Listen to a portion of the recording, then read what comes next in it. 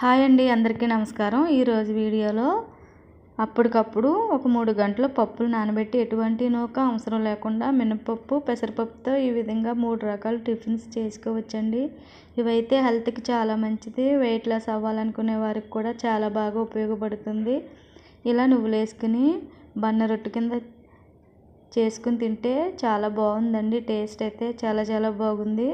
ఇప్పుడు అది ఎలా చేయాలో చూద్దాం. ముందుగా ఒక బౌల్ తీసుకొని ఆ బౌల్లోకి 1 కప్పు మినపప్పు, 2 కప్పుల వరకు పెసలు తీసుకోవాలండి. పెసలు లేకపోతే పెసర బద్దలన్నా తీసుకోవచ్చు. ఇలా తీసుకుని 3-4 గంటలు నానబెట్టుకోవాలి.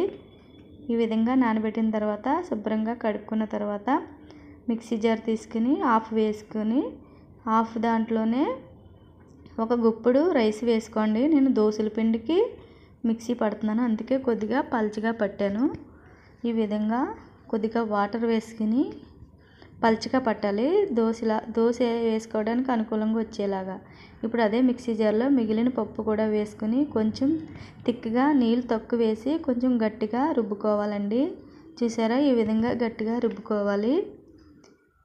ఇది కూడా ఒక బౌల్లోకి తీసుకోవాలి. 2 వేరుగా తీసుకుంటున్నానండి, అంటే దోశలకి రొట్టెకి వేరుగా తీసుకుంటున్నాను. ఇందులోనే ఉప్పు, మిరియాల పొడి, జీలకర్ర రెండాటిలో కూడా వేసేసి కలుపుకోవాలండి.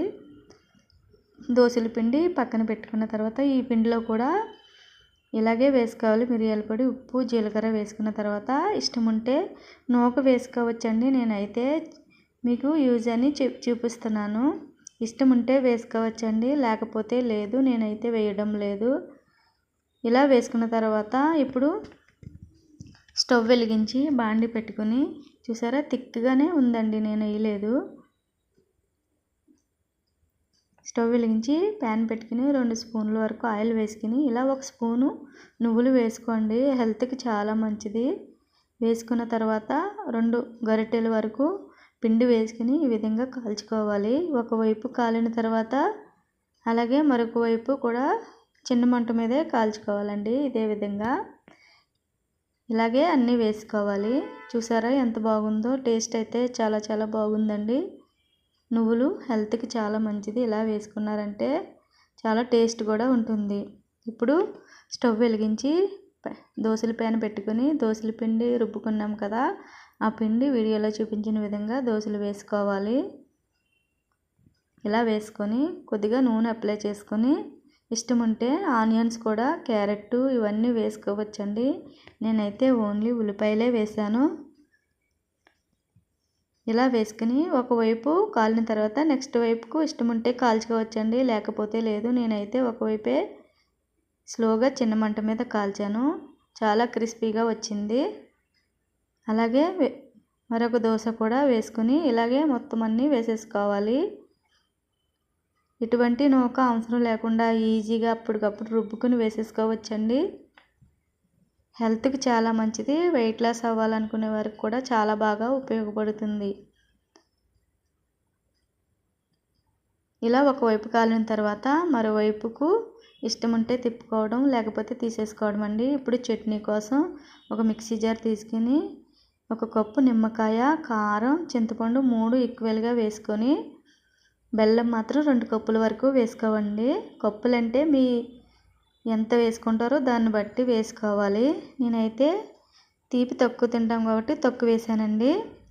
మీరైతే 2 కప్పులు పంచదార బెల్లమో వేసుకోండి. అలా వేసిన తర్వాత ఉప్పు, పసుపు వేసి నీళ్లు పోసుకొని మెత్తగా పేస్ట్ పట్టుకోవాలి. ఇలా మెత్తగా పేస్ట్ పట్టిన తర్వాత చూసారా, ఈ విధంగా మెత్తగా పేస్ట్ పట్టిన తర్వాత ఇందులో వాటర్ వేసి నీళ్ళలాగా చేసుకోవాలి. ఎందుకంటే ఇది ఉడికించాలండి, అందుకని వాటర్ వేసుకోవాలి. ఇప్పుడు స్టవ్ వెలిగించి ప్యాన్ పెట్టుకుని 1 స్పూన్ వరకు ఆయిల్ వేసుకుని మినపప్పు, ఆవాలు, జీలకర్ర, కొద్దిగా ఎండుమిర్చి, కరివేపాకు, చిటికెడు ఇంగువ వేసి ఇవి బాగా వేగిన తర్వాత పేస్ట్ పట్టుకున్న చింతపండు, నిమ్మకాయ కూడా ఈ విధంగా వేసేసుకోవాలండి. ఇష్టం ఉంటే ఇందులో అల్లం కూడా వేయచ్చు. అల్లం లేదు కాబట్టి వేయలేదండి నేను. అల్లం వేస్తే ఇంకా చాలా బాగుంటుంది. అంతేనండి, చూసారా చాలా చాలా బాగుంది టేస్ట్ అయితే. ఇప్పుడు నేను మిగిలిన పిండిని మార్నింగ్ ఇడ్లీ వేసానండి, చాలా బాగా వచ్చింది. ఇలా స్టవ్ మీద ఇడ్లీ స్టాండ్ పెట్టుకుని వాటర్ వేసి మరిగించుకోవాలి. అలాగే ఇడ్లీ స్టాండ్కి ఇలా క్లాత్ వేసుకోవచ్చండి, క్లాత్ లేని వాళ్ళు నార్మల్గా కూడా వేసుకోవచ్చు. ఇలా వేసుకుని మొత్తం అన్ని ఇడ్లీ వేసేసుకుని ఇడ్లీ స్టాండ్లో పెట్టి బాయిల్ చేసుకోవాలి ఒక 10 నిమిషాల వరకు. చూసారా, ఈ విధంగా బాయిల్ చేసుకోవాలి. అంతేనండి, చాలా ఈజీ. వెయిట్ లాస్ అవ్వాలనుకునేవారు, ఎటువంటి నూక లేని వారు కూడా ఇలా ట్రై చేయొచ్చు. నచ్చితే లైక్ చేయండి, తప్పకుండా షేర్ చేయండి. Thanks for watching.